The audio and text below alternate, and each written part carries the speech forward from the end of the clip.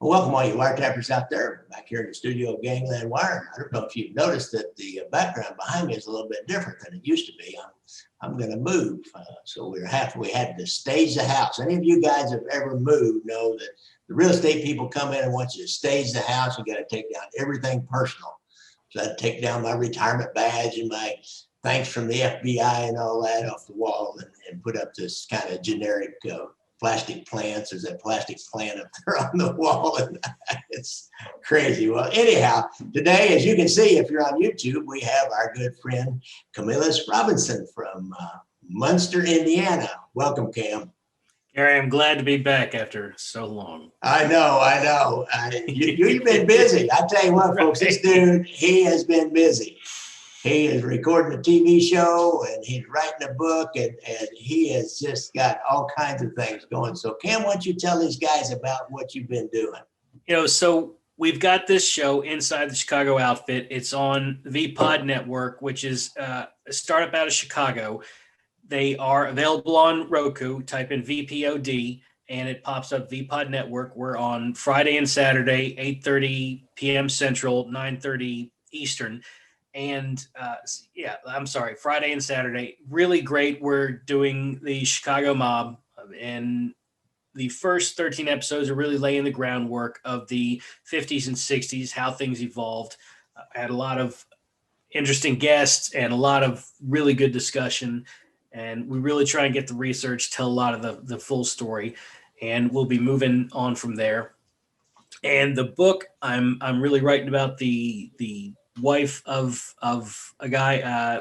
We're just about done, and I will be getting it out there as soon as possible. And I'm excited about the editing phase. And as soon as I get a little bit closer, I'll have her on. We'll be making the circuit with different podcasts and things. So I'm really excited about that. She's really excited about it. I think it's an interesting take on what it was like living with a made guy, a hitman, and I'm excited for people to hear about it. But I know where I came from, Gary, and I know who put me here. Well, Cam, you were a big help to me. Now, you didn't mention who that guy was. Can you tell us? Yeah, you know what? I was lucky enough. Frank Calabrese Jr.'s wife, Lisa, we got together, we hooked up, and I've interviewed her before. You can find the interview on YouTube, and we really just barely scraped the surface. She's got a hell of a lot of really interesting things to say, and I think at this point in the writing we can go into it. But I really am excited to be working with her. She's very candid and really detailed about a lot of what was going on and what it was like to sit across the dinner table from Frank Calabrese Sr. And I can tell you it was less than pleasant a lot of the time. I can only imagine. I've seen him on that video on YouTube where he's in the visiting room of the penitentiary.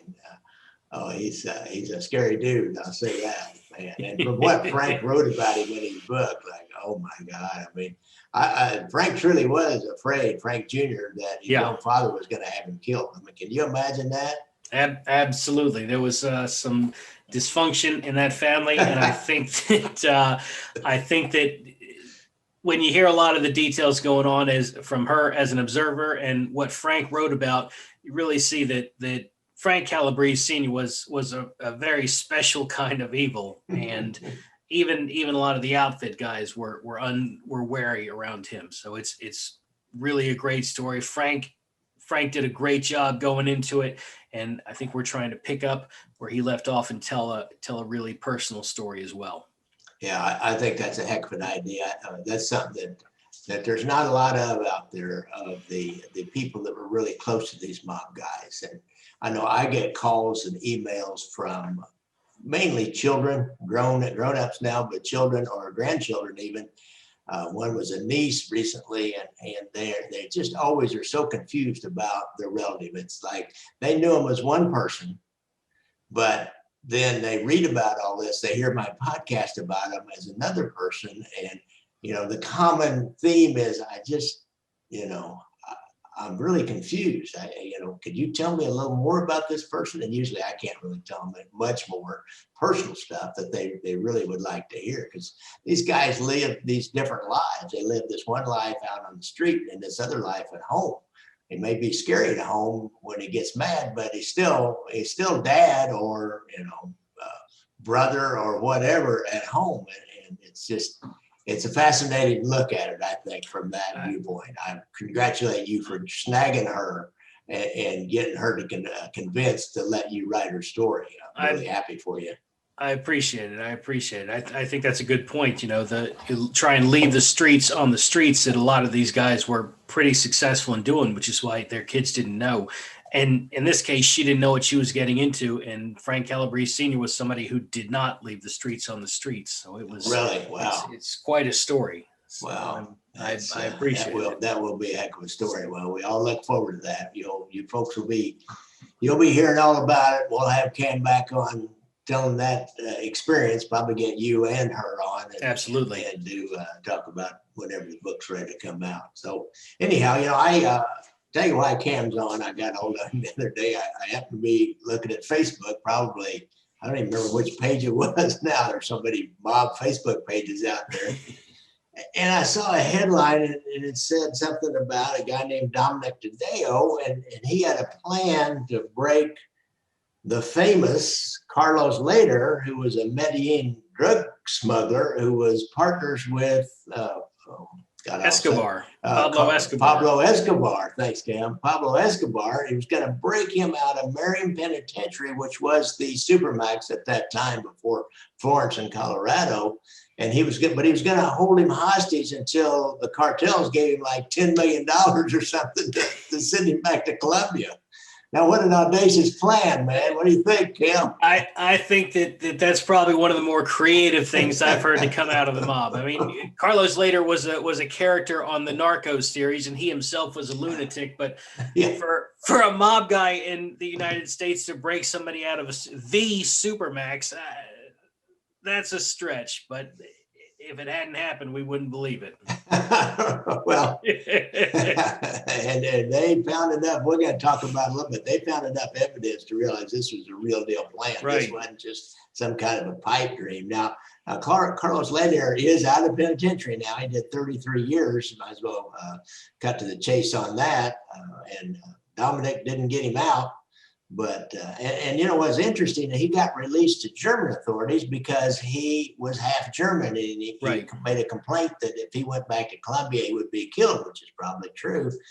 And he got to go to Germany, and what I read said he's being taken care of by a German charity. I got a feeling that maybe he probably squirreled away enough money and funded this charity or something. I can't imagine that there's some charity that's taking care of him.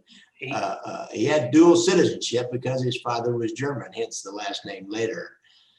He was a billionaire, so yeah, he was one of the more notoriously brutal in that generation of narcos when they had the Medellin cartel. You had the Cali cartel and the Medellin cartel going there at one time, and if you saw the movie Narcos, why you know a lot about him, and also if you saw the movie Blow. He is the guy that George Jung was in the penitentiary with. The first time he was in, he meets this young Colombian guy who he makes connections with this young Colombian guy because George Jung was a narcotics trafficker, but he was smuggling marijuana from the West Coast back to Boston, if I remember right. Right. Johnny Depp played the character.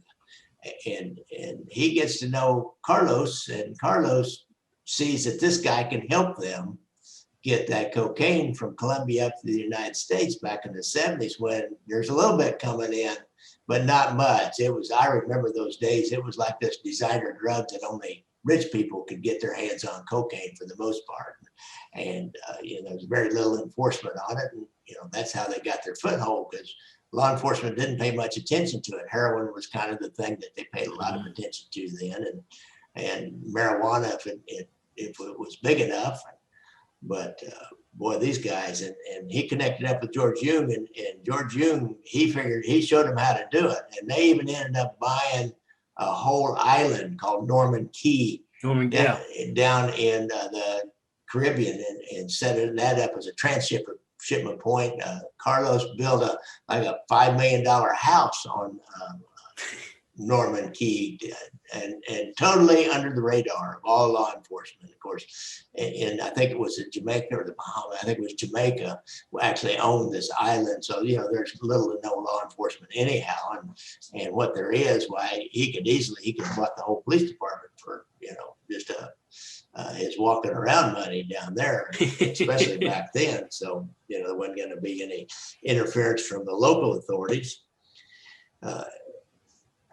Jung ended up going on and testifying against him, actually. And, I looked up George Jung, the Johnny Depp character. Yeah, he ended up spending the rest of his life in and out of custody. He got popped again after all this happened, and he got back out. He got popped again on another cocaine deal, trying to, somebody set him up, really.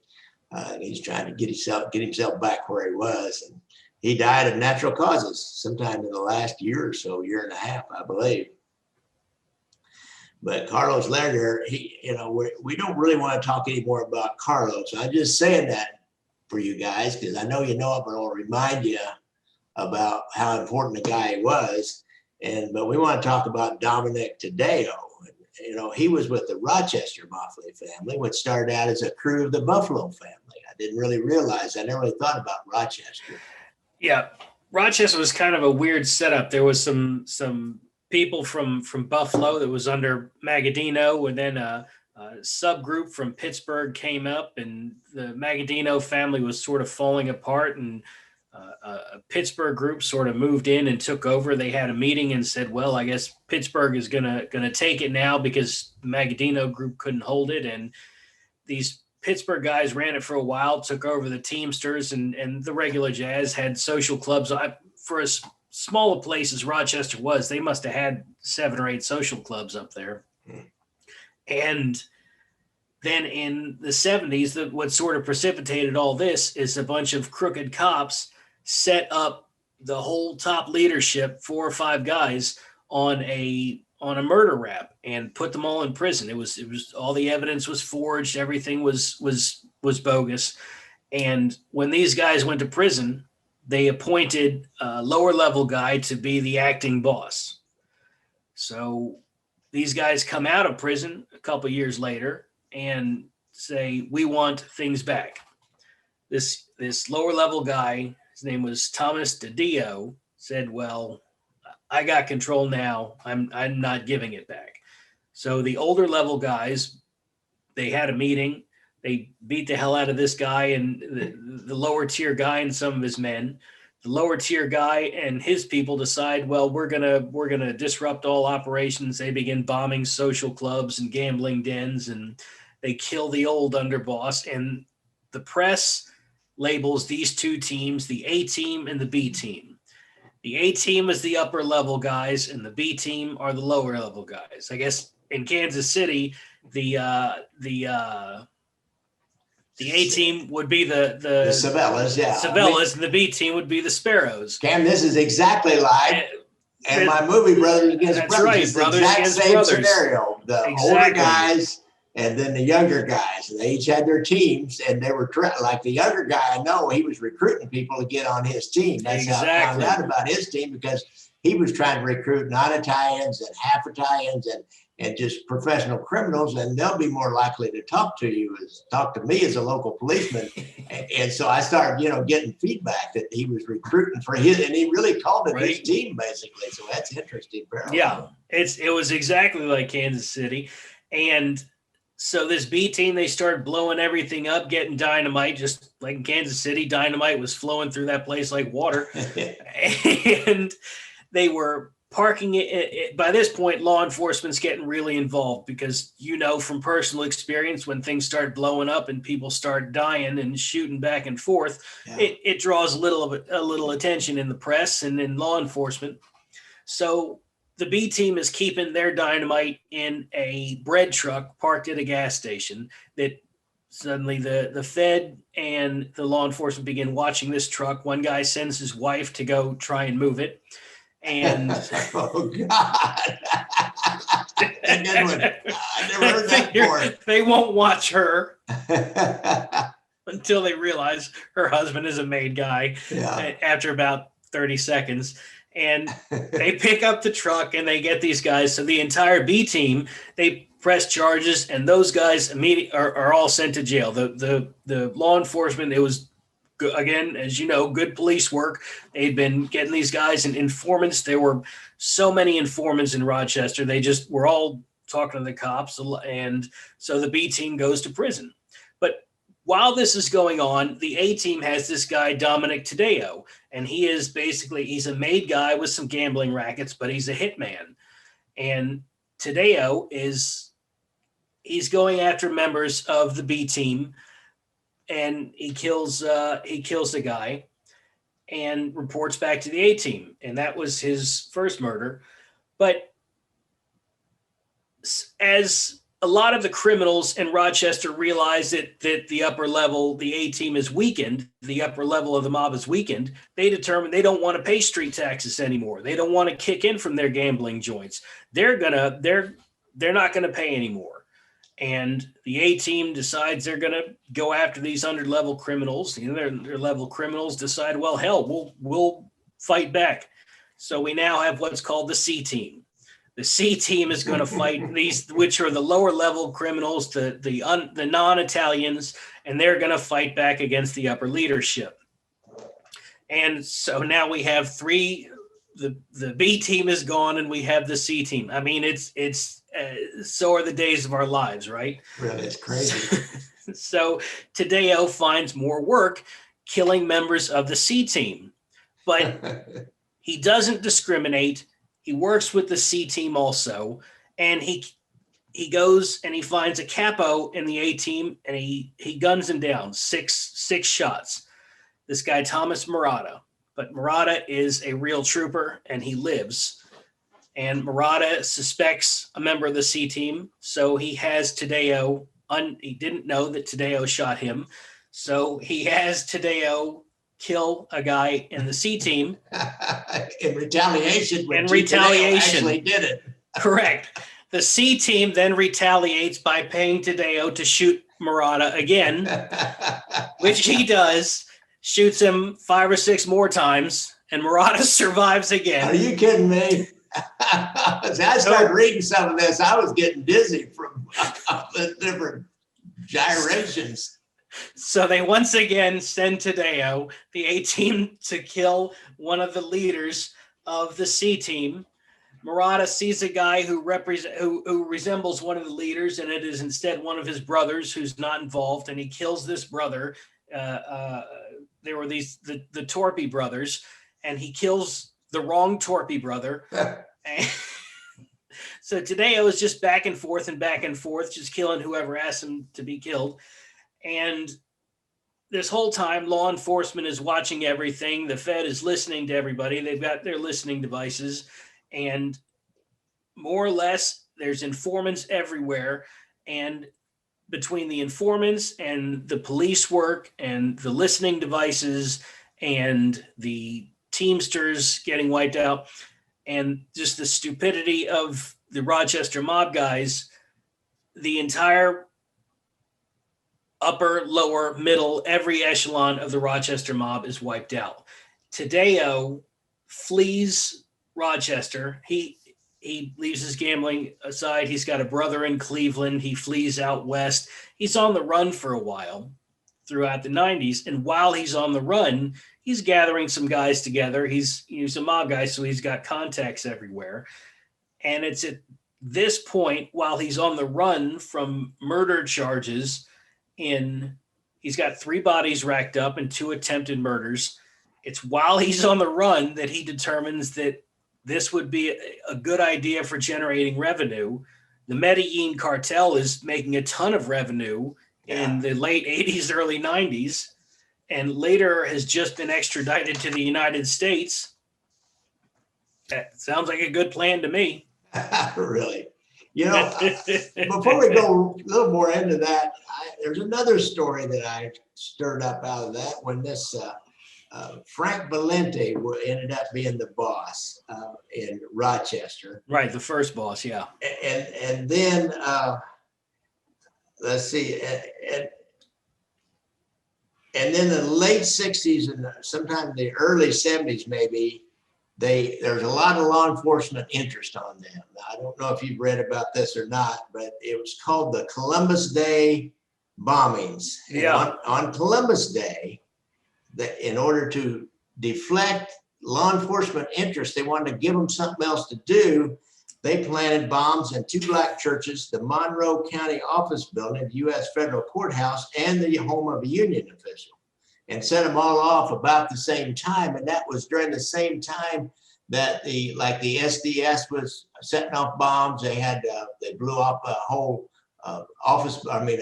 apartment building practically in Greenwich Village, where they accidentally set off a bomb. And there was, I can remember some of these headlines. Yeah. There was like 3 bombs went off, one at the front door of the Supreme Court, one in the Capitol building, and one in some other government building. And so they wanted the police and the FBI to think these were some kind of anti-Vietnam War protesters, or maybe some Right. kind of like the Black Guerrilla Army or something was operating at that time and doing some bank robberies up in the northeast part of the United States. And they bought it, I guess, initially. Yeah. They were going after them and really focusing all their attention. What's interesting is that the same thing happened after 9/11 in real life. After 9/11, everybody that was assigned to organized crime, practically, except a couple of people, just placeholders, if you will, went to the Joint Task Force on Terrorism. And a lot of them are still there, is my understanding. The organized crime isn't doing all that much. But as far as the old one squad here in Kansas City and the intelligence unit for the police department, after 9/11, that's where they all went. That's an excellent point. Yeah. Hardly anybody was looking at the mob after that. But so they even did some more after that. Now, I guess they should have known that it was on Columbus Day. Somebody's got a sense of humor, wouldn't you say?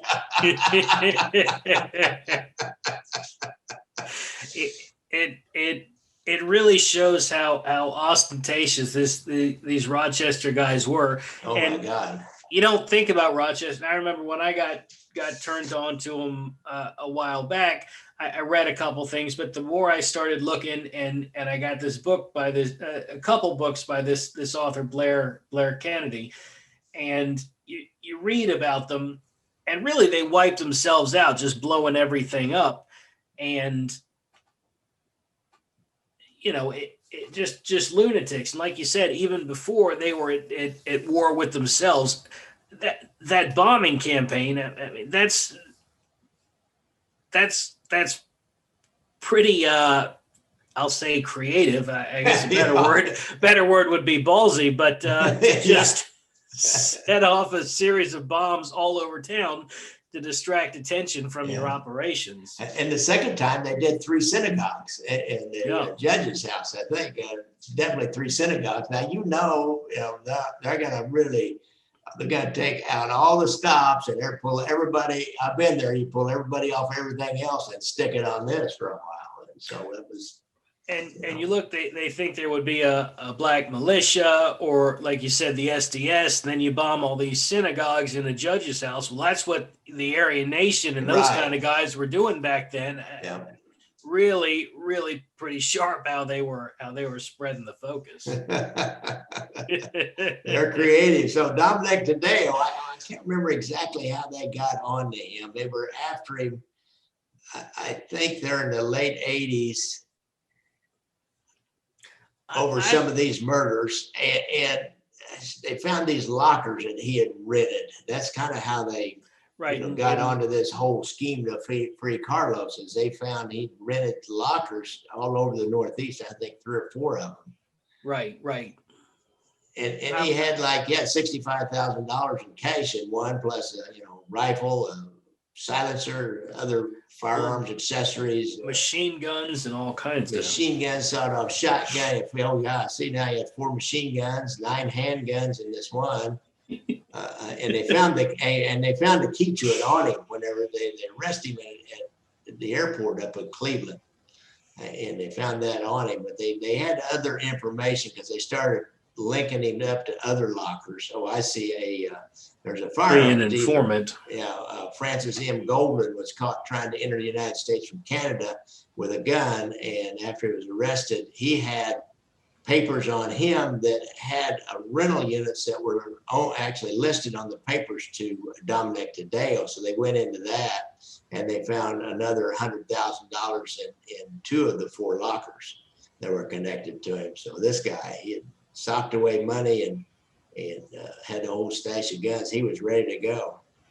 Right. And I think it's when you think about the kind of firepower he had and the guys he put together, and it's easy to look back and say, well, prisons weren't the same then and maybe security, but to try and storm the most secure prison, the most fortified prison. I read some of those articles, and a lot of the guys who worked in the prisons are familiar. They were like, that never would have worked. There's nothing he could have done to storm the most maximum security prison at the time and get Lederer out. There was just too much security, too many layers of concrete and steel. All he'd have to do is lock a door or a couple doors or 15 doors, and there was just nothing. It was no possible way.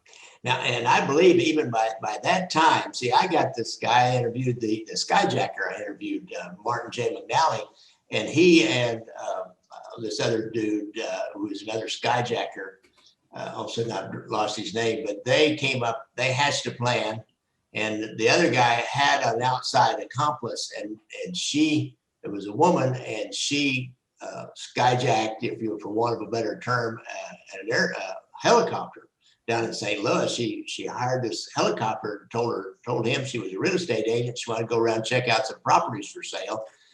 And she pulled a gun on him and said, okay, you head north to Marion, Illinois.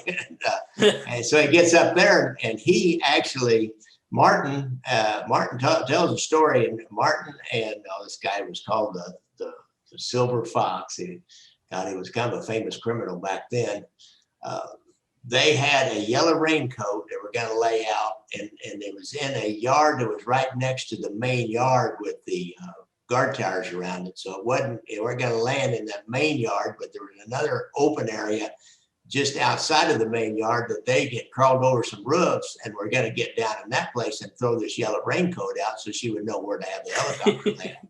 So they're standing down there, and they're watching that helicopter, start to come in, and all of a sudden it veers off and disappears, and it seemed like it went down somewhere else. And Martin said, Mac, he always wanted to call him Mac. Mac said, he said, I knew something had gone horribly wrong, and I started running back up and got on that roof, trying to get back down the yard, and a guard caught me. An officer caught him as he was coming off that roof and took him into custody and caught the other guy too. And of course, when they got down, they learned that when they got them captured up later on that day, they learned the story that the helicopter pilot was a pretty cool dude. He'd learned his trade in Vietnam, as most helicopters did of that time. Anybody after 1980 had learned how to fly a helicopter in Vietnam, more than likely.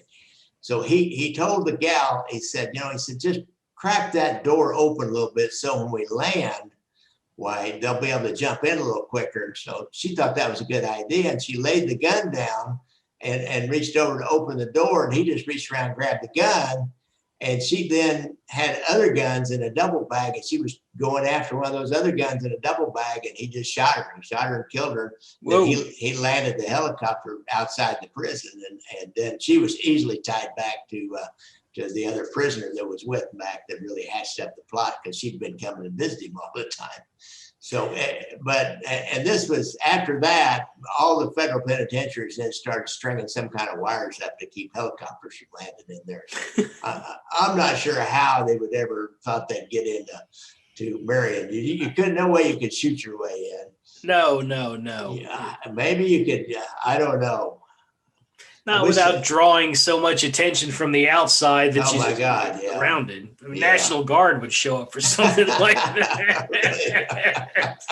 Certainly very more than the local state trooper that I had a report of shots fired at Marion. The Marion Sheriff's Department's not coming out. I mean, you're gonna Really? County sheriff, the one highway trooper that's assigned to that area is not going to make that one. They may come in close and start calling for help. So I tell you, our friend Dominic Tadeo, I have to assume, I'm not sure if he's still alive or not. He was sent, but he was sent to Marion. Actually, I see that after he got convicted of that, he was sent to Marion initially. He's probably old and dead now. He finally got there. No, he is in Florida right now. Oh, really? In March of this year, like so many mob guys around the country, he petitioned for early release based on his poor health because of COVID. Oh. And, a lot of these mob guys, there's mob guys, Chicago guys, and Gaspipe Queso just died of COVID in, I want to say it was November of last year. Another swell guy. Yeah. But a lot of these mob guys are petitioning to get out. I mean, the hustle never ends. But Tadeo petitioned to get out. He said he had terrible health and this laundry list of health problems he has. And when they reviewed his record, they said, sure, I mean, he's 75, however years old, he's up there, but he did not have any extraordinary health conditions. And so he remained in custody. I want to say he's in medium security now in Florida. So at least he's in Florida, where most of the mob guys retired to anyway. But it was in March of 2021, this year, he was denied. He was denied early release. I think he can get out in 2024, but he was denied early. He's eligible for parole in 2024. When he appeared in court, he acknowledged guilt, but he just walked in court and the judge says, well, you've got these 3 murders and 2 convictions. He just looked up at the judge and goes, guilty, guilty, guilty, guilty, guilty. And just had that, he just had that sneer. And that was all he said. He didn't have time for that. He's a mobster's mobster, isn't he? He's like John Gotti, Cosa Nostra till I die. The way he was going back and forth, and he shot the same capo who hired him twice, and I know.